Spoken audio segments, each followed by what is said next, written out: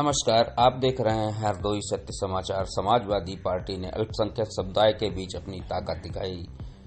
पिछले लोकसभा चुनावों में अच्छी सीटें जीत जाने के बाद समाजवादी पार्टी ने प्रदेश में पिछड़ा, दलित और अल्पसंख्यक समुदाय को एक मंच पर लाने के लिए पीडीए पंचायत का आयोजन किया।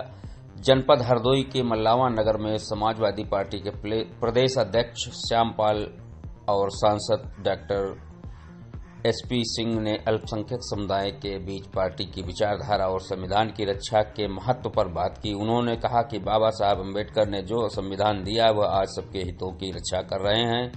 उन्होंने पश्चिम बंगाल का उदाहरण देते हुए बताया, जब बाबा साहब चुनाव से बाहर किया गया तब मुसलमानों ने उन्हें चुनाव लड़ाया और जीत दिलाई। भारतीय जनता पार्टी पर आरोप लगाते हुए कहा कि उनकी सरकार युवाओं को धोखा दे रही है और नौकरी के नाम पर केवल जुमले दिए जा रहे हैं। समाजवादी पार्टी ने युवाओं को भरोसा दिलाया वह आने वाले समय में सिपाही भर्ती सीधे दौड़ के पास करने पर होगी।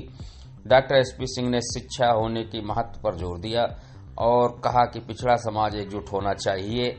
उन्होंने स्कूलों के माध्यम से सैकड़ों आईएएस और पीसीएस अधिकारियों के तैयार होने का भी जिक्र किया। जिला अध्यक्ष राफत अली ने संविधान की अहमियत को बताया और कहा, आरक्षण की ताकत से लोग उच्च पदों पर पहुंच रहे हैं। इस अवसर पर समाजवादी पार्टी के कई प्रमुख नेता उपस्थित रहे। आइए कुछ थोड़े अंश जानते हैं। समाजवादियों की सरकार में कभी बांटने का काम नहीं हुआ। आज ये पीडीए का नारा, ये पीडीए पंचायत की जरूरत क्यों पड़ी? देश का गृह मंत्री अमित शाह सदन में क्या बोल रहा है? अंबेडकर अंबेडकर अंबेडकर। बताइए, देश के गृह मंत्री को बोलना चाहिए। आज अगर संविधान है तो बराबर का हक संविधान की वजह से मिल रहा है।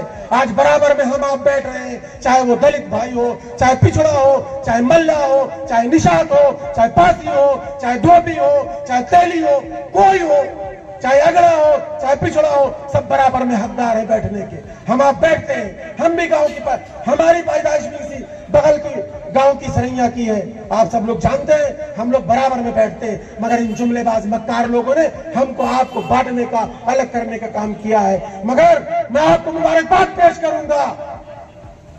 आपने 2024 के चुनाव में 37 सीटें जिताने का काम किया है और 6 सीटें कांग्रेस को, गठबंधन को जिताने का काम किया है। 43 सीटें जिताने का काम किया है। मैं आपसे अपील करने आया हूं, आप लोग एकजुट होकर के सारी चीजें भूल जाना। आने वाले 27 के चुनाव में एकजुट होकर के इन जुमलेबाज उखाड़ के फेंकने का काम करना। जो दिखने लगे थे नौकरियों में, जगह जगह पर बिजनेस में, हर समय वो चाहते फिर से वहीं पहुंच जाएं, इसीलिए इन्होंने नौकरियों को देना ही बंद कर दिया। 11 बार परीक्षा निरस्त हुई। निरस्त क्या हुई? Paper leak out. पेपर हुआ लेकिन लीक आउट करके निरस्त कर दिया। इसके पीछे उद्देश्य सिर्फ यही था कि इनको जो है अगर हम देंगे तो आरक्षण के तहत इनको कुछ सीट देनी पड़ेगी और इनके लोग जब समृद्ध हो जाएंगे तो हम इन पर राज नहीं कर पाएंगे। ये आरएसएस की विचारधारा है। आरएसएस के संस्थापक ने कहा था कि देश की सारी संपत्तियां, सारा धन चंद पूंजीपतियों को दे दो। यही सरकार ये कर रही है। जब हर आदमी गरीब हो जाएगा तो आप लंबे समय तक शासन कर सकते हैं।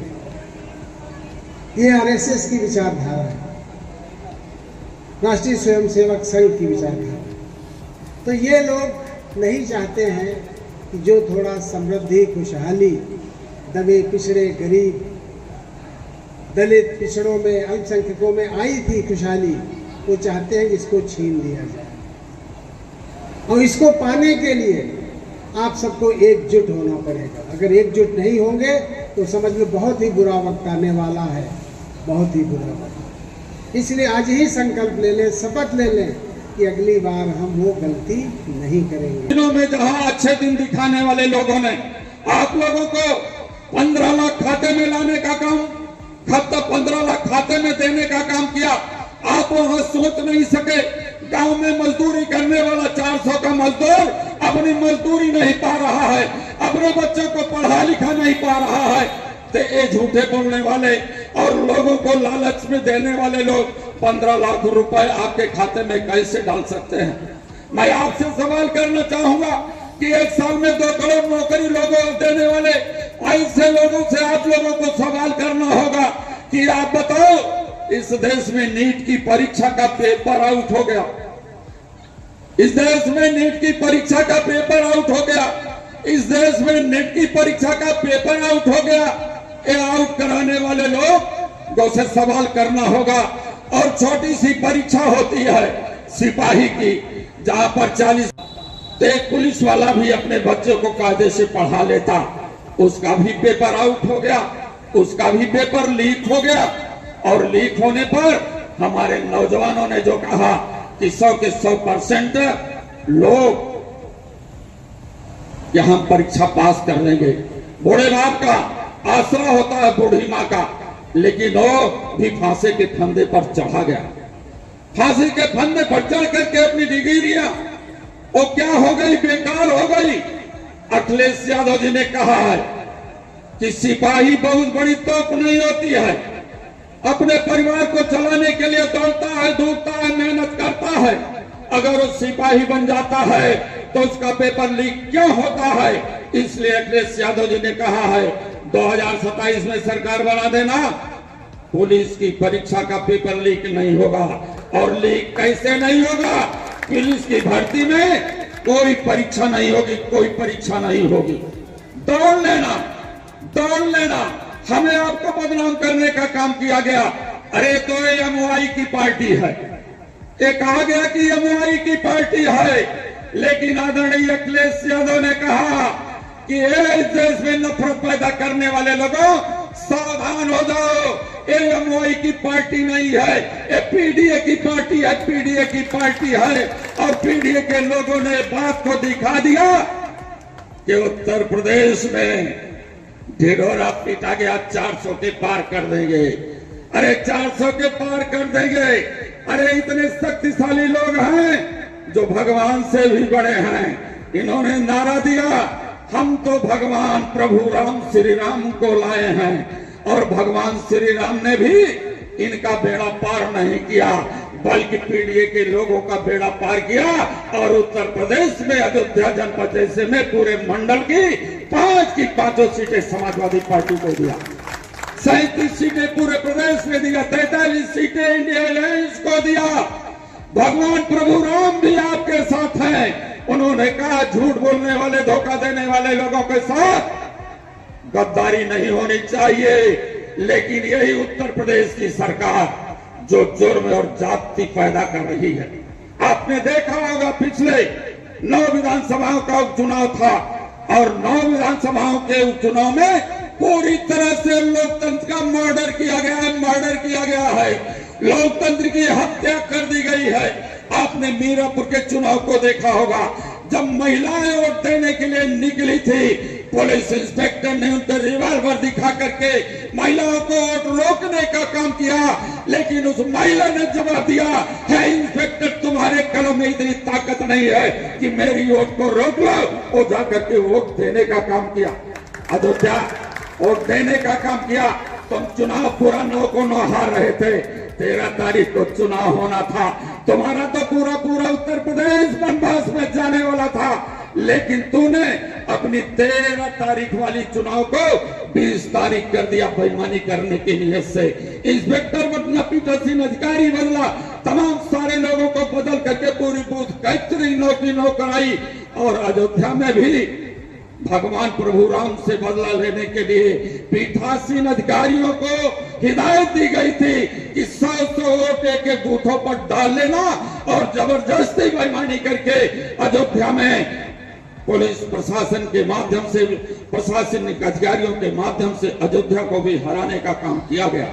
इसलिए हरदोई जनपद के लोगों, एक पीडीए पंचायत के माध्यम से जिन लोगों ने महात्मा गांधी का अपमान किया, हत्या किया है, जिन लोगों ने बाबा साहब अम्बेडकर को, हमारे बाप को गाली दिया है, हमारे महापुरुष को अपमानित करने का काम किया है, अगर कोई भी हमारे महापुरुष को कोई आंख दिखाने की कोशिश करेगा कि पीडीए कमजोर नहीं है, पीडीए अपने घरों से निकल चुका है और एक आवाज बन चुका है अखिलेश यादव जी की। आने वाले 2 2027 का नीट का जवाब पत्थर से समाजवादी पार्टी के लोग देने का काम करेंगे। इनको मुंहतोड़ जवाब दे करके अपने उन मंचों पर जो बाबा साहब डॉक्टर अंबेडकर की जा रहा है, जो डॉक्टर लोहिया जी का रहा है, और धरती पत्र मुलायम सिंह को तूने जातिवादी नेता कहा, मैं पूछना चाहता हूं। और शिक्षा पर इनका बजट क्या है? किताब कापी पर जीएसटी लगी हुई है, उस पर क्या बजट है इनका? गरीबों के कपड़े पर जीएसटी लगी है, उस पर इनका बजट क्या है? इसलिए जो बजट पेश किया गया है न किसानों के हक में है, न महिलाओं के हक में है, न विद्यार्थियों के हक में है, न मजदूरों के हक में है। लेकिन दिल्ली उन्होंने सच कहा विधानसभा में। ये बताएं कि जो उन्होंने भाषण दिया है उसमें उर्दू शब्द कितने आए हैं, मुख्यमंत्री जी खुद बता दें। देश में जब समानता की बात की जाए, देश में जब भाईचारा की बात की जाए, तो उनके निगाह में कटमुल्ले पैदा करते हैं। ये देश सबका है, सभी लोगों के सम्मान के लिए है। समता, समानता और बंधुत्व और भाईचारा जिस संविधान में दिया हो, और वहीं का मुख्यमंत्री इन शब्दों का प्रयोग करे तो अपने आप में उन्हें शर्म आनी चाहिए। में जो पानी लाया जा रहा है, जल जो है, उससे सभी मंत्री नहाए धोए, उसको लेकर केशव प्रसाद ने पलटवार किया है। वो अपनी गिद्ध दृष्टि लगाए हुए हैं पूरे कुंभ पे। इस पर क्या आप टिप्पणी करना चाहेंगे? देखिए, क्या टिप्पणी करना चाहेंगे आप? देखिए, केशव प्रसाद मौर्य को कोई जानकारी नहीं, और उत्तर प्रदेश की सरकार ने एक मशीन लगवाई है जो आंकड़ा पेश करती है कि कितने श्रद्धालु स्नान किए। वो मशीन बताया कि 60 करोड़ लोगों ने स्नान किया, लेकिन वो मशीन ये नहीं बता पाई आज तक कितने लोग भगदड़ में मारे गए। इसलिए इनकी कपोल कल्पित बातें जितनी हैं वो न श्रद्धालुओं के हक में अच्छा है, न भगवान राम के हक में अच्छा है, न प्रदेश की जनता के हक में है। इनको तो सबक दे दिया था ना इनको झूठ बोलने वाला, वही सिराथू की जनता ने। और सिराथू की जनता ने किस प्रकार से इनको सबक दिया चुनाव में, फिर वही हाल इनका होगा। लेकिन कहीं न कहीं से जो हमारा दूसरा सदन है, उच्च सदन, वहाँ से जिंदा होकर के काम कर रहे हैं। लेकिन कोई बात नहीं है, संविधान सबसे बड़ा है, लोकतंत्र सबसे बड़ा है। समाजवादी लोग संविधान को बचाने के लिए और लोकतंत्र को बचाने के लिए आगे आए हैं। वो लोग तो चाहते हैं देश में सेंगोल स्थापित हो, सेंगोल स्थापित करके राजतंत्र के माध्यम से, कुलीन तंत्र के माध्यम से शासन करना चाहते हैं। तो ऐसी व्यवस्था समाजवादी लोगों ने कभी नहीं स्वीकार किया है, जो न बाबा साहब डॉक्टर अंबेडकर जी ने, न डॉक्टर लोहिया ने, और न तो आधुनिक भारत के एक ऐसे समाजवादी योद्धा श्री धरती पुत्र मुलायम सिंह यादव ने स्वीकार किया है। और वर्तमान व्यवस्था में तो समाजवादी पार्टी के राष्ट्रीय अध्यक्ष ने तमाम सारे ग्रंथों का अध्ययन करके इस मुकाम पर पहुंचे हैं कि अगर देश में कोई भी ग्रंथ है, पवित्र ग्रंथ है, अच्छा ग्रंथ है, तो भारत का संविधान है। उस ग्रंथ की रक्षा के लिए हमें चाहे जो कुछ भी करना पड़ेगा, हम उस ग्रंथ की रक्षा करेंगे और देश के लोकतंत्र की जो हत्या की जा रही है उसको बचाने का काम करेंगे। और इस देश में शोषितों, वंचितों, पीड़ितों, चाहे ओबीसी होगा, एससी होगा, आदिवासी होगा, माइनॉरिटीज होगा, सभी के हकों के लिए हम पूरा जीवन समर्पित हैं और उनके प्राण की रक्षा के लिए, उनके सम्मान के लिए हर तरीके से हम संघर्ष करते रहेंगे। छोटी बड़ी खबरों का अपडेट पाने के लिए हमारे चैनल को लाइक एवं सब्सक्राइब